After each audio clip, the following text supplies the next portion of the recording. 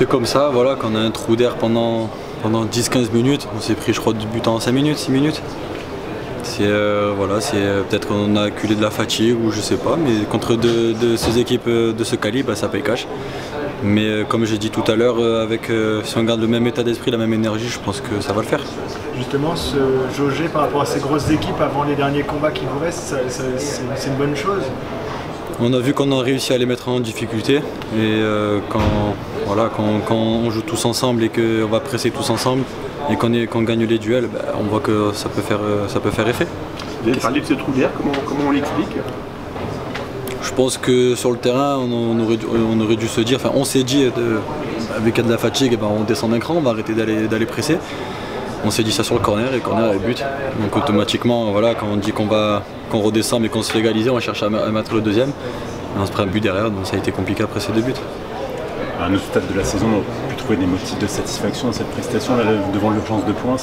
Au vu de la physionomie du match, vu de la débauche d'énergie qu'on a mise, ça c'est sûr, mais au final on repart avec 0 points. Mais comme j'ai dit, si on met la même énergie sur chaque match, je pense qu'on prendra les 3 points souvent.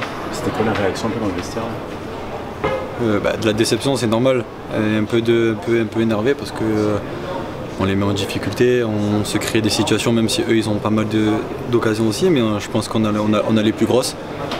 Mais voilà, il y a de la déception, mais il ne faut pas baisser la tête, il faut continuer à travailler dès mardi parce qu'il y a un match important à Nantes face à un concurrent aussi. Est-ce que vous dites que vous avez grillé un joker ce soir et que maintenant il n'en reste plus de jokers? Non, il en reste plein de jokers. Il y en a qui vont encore s'affronter. Auxerre, ils ont un gros match. Nantes, ils vont enchaîner 3 matchs en une semaine.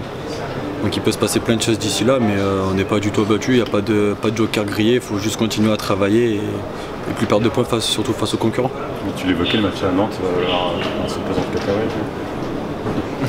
En plus Nantes ils auront la fatigue, voilà, la Coupe de France, ils se déplacent à Brest face à un concurrent aussi, ils nous reçoivent aussi. Donc ça va être un match charnière. Et là-bas c'est un match à 6 points. Tu parlais juste de trou d'air, c'est pas la première fois que ça arrive dans cette saison, tu vois, où ça se passe plutôt bien et puis je sais pas, pendant 10-15 minutes tu perds un peu les pédales, on a l'impression que sur le terrain des fois. Ouais, c'est pas la première fois en plus, c'est pas la première fois et on en a eu à Monaco, on en a eu à Marseille. Et c'est souvent quand c'est les grosses équipes, et quand c'est les grosses équipes, ça paye cash. On se prend en 5-10 minutes, on se prend 2 voire 3 buts, malheureusement, mais c'est peut-être qu'il faut un manque de communication pour dire voilà les gars on descend, on va plus chercher. Ça nous servira de leçon. Mentalement, vous n'êtes pas atteint, vous êtes dans la même dynamique qu'après la victoire face à Reims? Exactement, on s'est dit que voilà, on va dire que Lyon c'était pas notre championnat et que les équipes face à notre championnat, on a des matchs importants qui arrivent aussi. C'est pas encore fini, loin de là, il reste encore beaucoup de matchs et beaucoup de points à aller chercher.